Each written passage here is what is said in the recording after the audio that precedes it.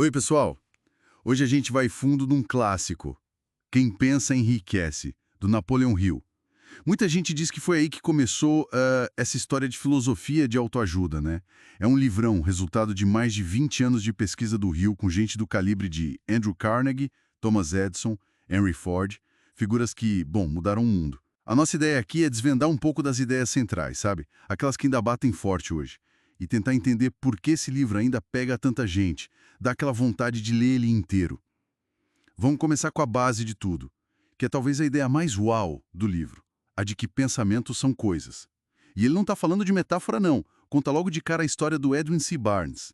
O sujeito apareceu lá no laboratório do Thomas Edison, sem um tostão, parecendo, sei lá, um andarilho, mas com uma certeza: ia ser sócio do Edison. O que me pega nessa história é a força desse desejo. Não era uma vontadezinha, era uma obsessão clara. Exato, o Barnes ele não tinha plano B, sabe?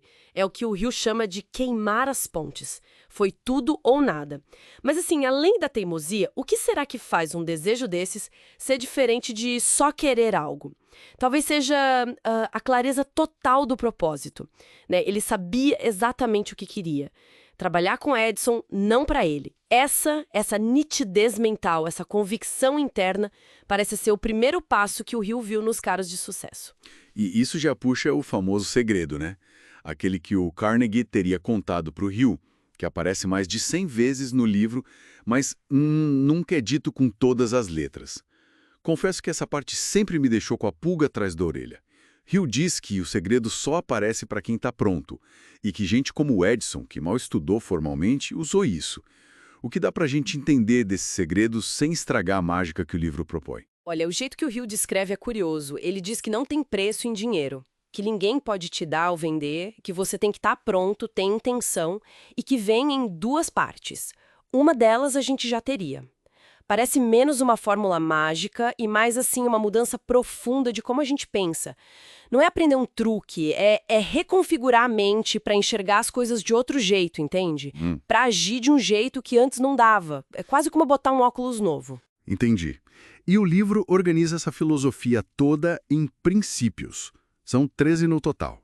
Vamos focar em alguns que são chave, senão a gente não sai daqui hoje. O primeiro que a gente já falou um pouco é o desejo. Hill dá 6 passos bem práticos para transformar isso em dinheiro.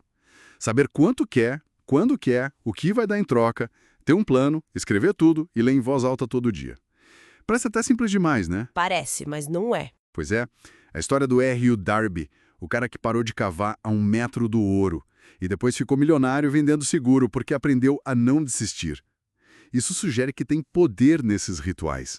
Com certeza. Essa insistência em escrever, em ler em voz alta, pode parecer meio antigo hoje, mas olha, conecta total com técnicas modernas de PNL, de visualização. A ideia é gravar o objetivo no subconsciente de um jeito que não saia mais, sabe? Não adianta só entender com a cabeça. O Hill bate na tecla que você tem que sentir a coisa como se já fosse real, e isso leva direto para a fé. Sim, a fé, ele chama de química-chefe da mente. Mas como é que a gente desenvolve essa confiança cega, principalmente quando tudo parece dar errado? Ele fala de autossugestão. Aqui é importante sacar que não é fé religiosa no sentido tradicional, tá? É mais uma autoconfiança absurda. Uma convicção de ferro na sua capacidade de chegar lá. A autossugestão é a ferramenta para construir isso, para influenciar o subconsciente. É aquela prática de ver, sentir e acreditar que você já tem o dinheiro ou o que quer que seja, antes daquilo acontecer de verdade.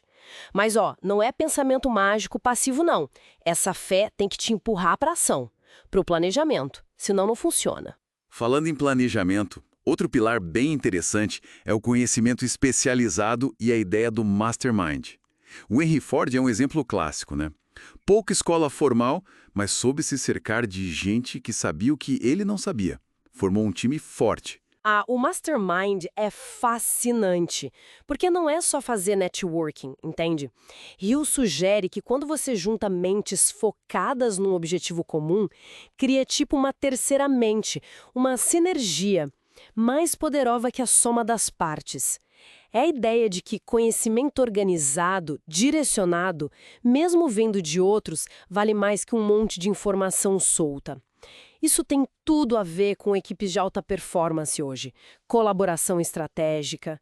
O livro tem outros pilares importantes, claro. Imaginação, planejamento organizado, decisão. Mas só a interação entre desejo, fé e mastermind já dá uma boa ideia da estrutura do pensamento dele. Claro. E o caminho nunca é reto, né? Hill fala bastante sobre como lidar com a derrota temporária, que ele diz que não é fracasso de verdade, e sobre dominar os medos básicos, medo de pobreza, de crítica, de doença. E aí vem uma das ideias mais transformadoras do livro, eu acho. A de que toda diversidade traz com ela a semente de um benefício igual ou maior. A história do filho dele mesmo, que nasceu sem as orelhas, e com o apoio e a fé que o pai passou, superou isso de um jeito incrível. É um exemplo forte disso. É sobre treinar a mente para procurar a oportunidade dentro do problema, sabe? Em vez de ficar paralisado pelo medo, pela preocupação, que para ele eram estados mentais que a gente podia controlar com decisão. Então, para a gente amarrar essa nossa conversa, quem pensa enriquece parece ser bem mais que um manual para ficar rico, né? É tipo um guia para dominar a própria mente, para focar o pensamento, cultivar um desejo que queima, uma fé que não abala, planejar direito e, claro, não desistir. A grande promessa, no fim das contas, parece ser mudar o jeito como a gente pensa. Exatamente. E fica a reflexão, né?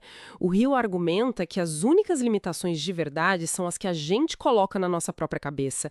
Se os pensamentos podem mesmo virar coisas, como ele defende com tantos exemplos, que coisa extraordinária uma pessoa poderia começar a construir se decidisse aplicar para valer com disciplina só um desses princípios que a gente falou aqui, começando hoje mesmo. O livro deixa essa pergunta no ar.